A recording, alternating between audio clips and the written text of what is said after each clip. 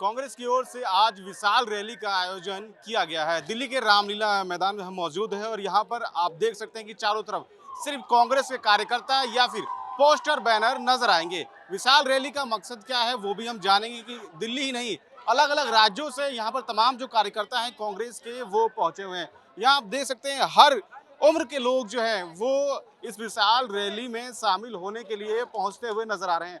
तमाम जो पोस्टर लगे हैं यहाँ पर वो भी हम आपको पढ़ के बताएंगे, लेकिन उससे पहले आप देखिए कि यहाँ पर पैर रखने तक की जो है वो जगह नहीं है, क्योंकि तमाम जो कार्यकर्ता हैं वो लगातार दिल्ली के रामलीला मैदान हम देख रहे हैं कि अलग अलग राज्यों से पहुंचते हुए नजर आ रहे हैं। एक तरफ पुलिस की ओर से भी तमाम तैयारियां की गई हैं ताकि कोई भी अस्त व्यस्त चीजें ना हो, और वहीं आप देखिए कि तमाम जो इलाके हैं रामलीला मैदान की बात करें वहां पर किस प्रकार से जो लोग हैं वो आपको नजर आएंगे। कुछ लोग हैं उनसे बात भी करेंगे और जानेंगे कि आखिर जो ये विशाल रैली है इसका मकसद क्या है। सर आप बताएं, विशाल रैली में आप लोग सब लोग आए हैं। हाल मैं वहाँ जिलाध्यक्ष हूँ गाजियाबाद जिला कांग्रेस कमेटी का। लोगों में जोश है और गुस्सा इस बात का है कि ये सरकार जो हम वोट डालते हैं लोकमत की चोरी कर रही है, वोटों की चोरी कर रही है और सरकार चोरी के साथ सरकार बनाई जा रही है। लोगों को एसआईआर के माध्यम से वोटों का काटने का काम किया जा रहा है। जो क्या नाम है, इनको ये लगता है कि ये वोटर हमारा नहीं है, ऐसे मतदाताओं को सूची में नहीं रहने देना चाहते। और इनके पास 30-35 लाख वोटर ऐसे हैं जिन्हें हर राज्य में जहां चुनाव होता है वहां शिफ्ट कर दिया जाता है। एक ही व्यक्ति 5 साल के चुनाव के अंदर 5, 7, 8 राज्यों में चुनाव वोट डालता है। तो इस प्रकार से लोकतंत्र को ये चोट पहुंचा रहे हैं। जनता में गुस्सा है इस बात का, जनता में जबरदस्त गुस्सा है। महंगाई और बेरोजगारी से लोग त्रस्त हैं और उनका जो मताधिकार है, जो उनका राइट है बोलने का, उनका अपनी आवाज पहुंचाने का, उसको छीना जा रहा है। तमाम मुद्दे हैं। आप जैसा एसआईआर की बात कर रहे हैं, लेकिन चुनाव आयोग और हम बीजेपी नेताओं की बात करें तो वो लोग कह रहे हैं कि नहीं, चुनाव जो है वो सही तरीके से हो रहा है, लेकिन क्योंकि जनता इनको स्वीकार नहीं कर रही इसलिए इनके पक्ष में वोट नहीं जा रहा। लेकिन जो है इस तरीके से लगातार आप लोग की ओर से आरोप भी लगाए जा रहे हैं कई सारे। ये आरोप लगाना उनका सरासर गलत है। कांग्रेस कभी सत्ता में उसमें यकीन नहीं करती। सेवा की पार्टी है कांग्रेस। कांग्रेस मुद्दों पर बात करती है। जो आवाज है, जो सो रहा है, ये निर्वाचन आयोग के आंकड़े बोल रहे हैं। ये राहुल गांधी नहीं बोल रहे। निर्वाचन आयोग के जो इनके खुद के आंकड़े हैं वो आंकड़े बोल रहे हैं, जो इन्हें कटघरे के अंदर खड़े कर रहे हैं। और क्या महंगाई आपको दिख नहीं रही? बेरोजगारी, आज युवा किस कदर का नाम सड़कों पर घूम रहा है। सरकारी नौकरियां नहीं है, प्राइवेट सारे बंद कर दिए गए हैं। कारोबार की स्थिति शिथिल है और उसके बाद भी ये लोग ध्यान भटकाने के लिए नए नए मुद्दे गढ़ते हैं और वो बातें करते हैं। ये जितने भी मुद्दे लाते हैं वो मूल समस्याओं से ध्यान भटकाने के लिए करते हैं। बिल्कुल, देखिए साफ तौर पे यहाँ पे लोग बैठे हुए हैं और लोग पहुंच भी रहे हैं। आप बताएं, आप क्या कह रहे हैं? मैं ये कहना चाह रहा हूँ, चोर कभी ये कहता है चोरी करी है मैंने। जैसा हाल आज की डेट में हो रहा है, जहाँ भी इलेक्शन हो रहा है वहाँ पर एक तरफा वोटिंग होती है 55%, लास्ट में हो जाती है रिजल्ट के टाइम पर 68%। क्या मतलब है इस बात का? जब काउंटिंग एक बार हो गई तो 3 बार कैसे बढ़ रही है काउंटिंग? चोरी तो सरासर है, उस पर बात करने को तैयार नहीं है। बताइए कहाँ बात कर रहे हैं? हरियाणा का चुनाव देख लो, बिहार का चुनाव देख लो, वोटिंग अपने आप बढ़ जाती है। ये चुनाव आयोग का नहीं है क्या रोल? बैलेट पेपर पे करा लो ना चुनाव एक बार। उनका तो ये कहना है कि जो चुनाव है वो सही तरीके से हो रहा है। सही तरीके से हो रहा तो वोटिंग कैसे बढ़ती चली जाती है? सही क्या है आप ये बताइए। आपके रिजल्ट आया 55% और जब फाइनल पे पहुंच रहा है तो उसका हो रहा 68%। क्या मतलब है इस बात का? कैसे बढ़ गया रिजल्ट? आप उसका आंकड़ा तो दे दो, कहाँ से बढ़ रहा है ही नहीं जवाब।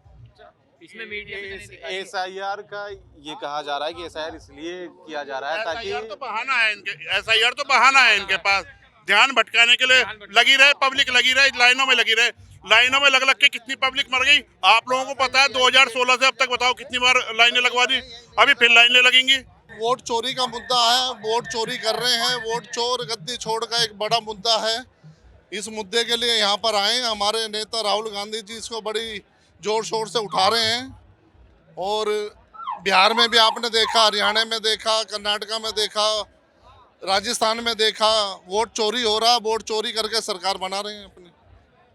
दिल्ली के मुद्दे हम देखते हैं कि आप देख रहे हैं पॉल्यूशन भी इस समय काफी ज्यादा है, इसको लेकर क्या कुछ कहेंगे? पोल्यूशन का भी मुद्दा, अगर बीजेपी ने सरकार बनाई है दिल्ली के अंदर, इन्होंने कहा था हम जमुना साफ करेंगे, हम पोल्यूशन को हटाएंगे।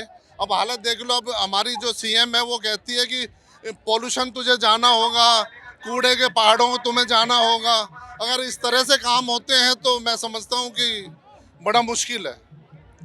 दिल्ली के कई मुद्दे हैं, आप देखते हैं पानी की समस्या जस की तस है, इसका समाधान नहीं हो पाया, विशाल रैली का आयोजन है, तो क्या इन सब चीजों को लेकर भी आप मुद्दा उठा रहे हैं?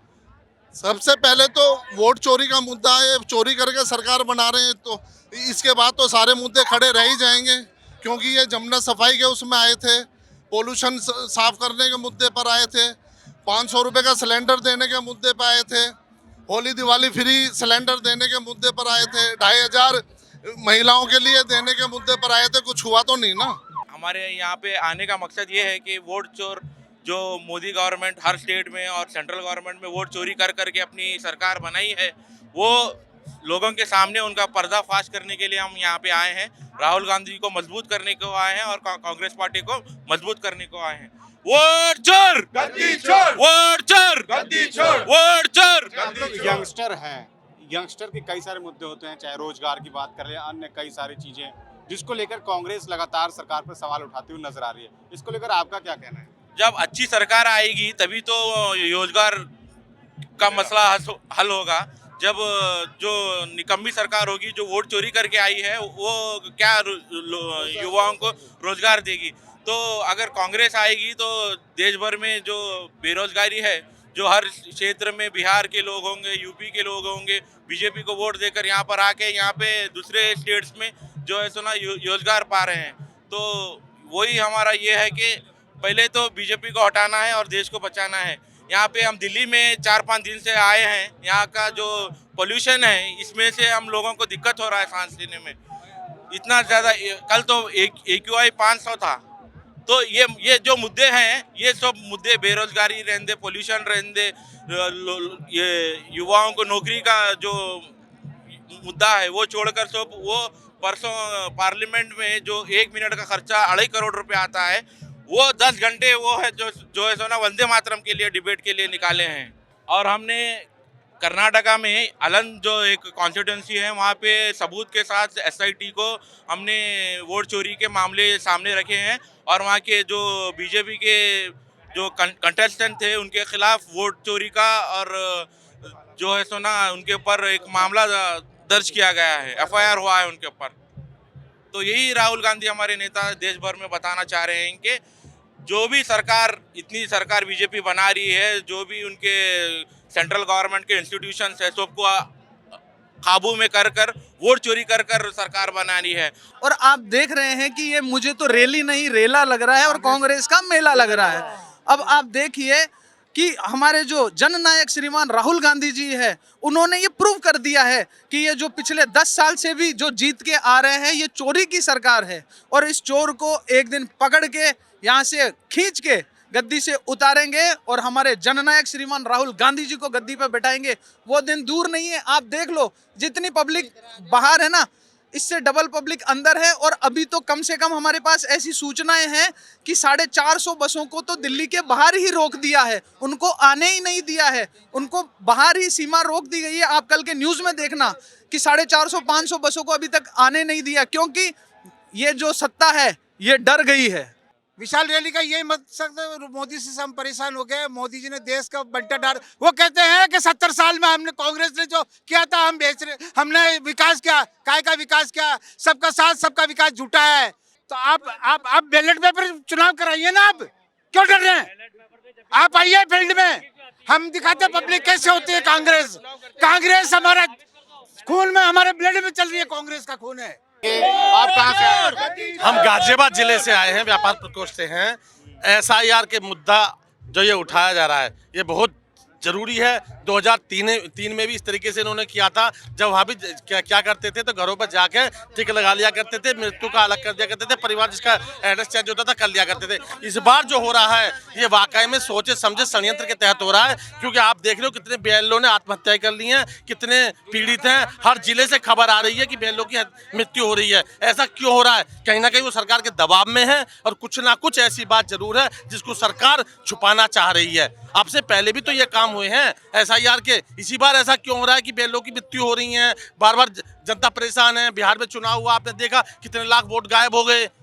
एसआईआर को लेकर गाजियाबाद में किस तरीके की स्थिति है? वहां पर क्या बीएलओ पहुंच अभी रहे हैं? सभी के फार्म नहीं बट ना मिल ही पाए हैं सबको फार्म, और ना सबके अपलोड हो पाए हैं, इसलिए बार बार इन्हें टाइम बढ़ाना पड़ रहा है। एक बार ही ये टाइम बढ़ा के सही समय के हिसाब से काम करते तो इतने बीएलओ की जो मृत्यु हुई है पूरे प्रदेश के अंदर हर जिले से आ रही है, इसका जिम्मेवार सरकार है। अब ये 15 दिन का टाइम बढ़ाया, फिर 1 महीने का टाइम बढ़ा दिया, अब 31 दिसंबर का टाइम कर दिया। अगर पहले ही ये 2-3 महीने का टाइम लेके और बीएलओ पर दबाव ना बना के सबको फार्म उपलब्ध कराते, सिस्टम से काम कराते, तो ये समस्या तो ना होती। जो परिवार उजड़े हैं, जो बच्चे अपने माँ बापों से बिछड़े हैं, जो महिलाएं विधवा हुई हैं, इसका जिम्मेवार कौन है? कौन उनकी परिवारों की परवरिश करेगा?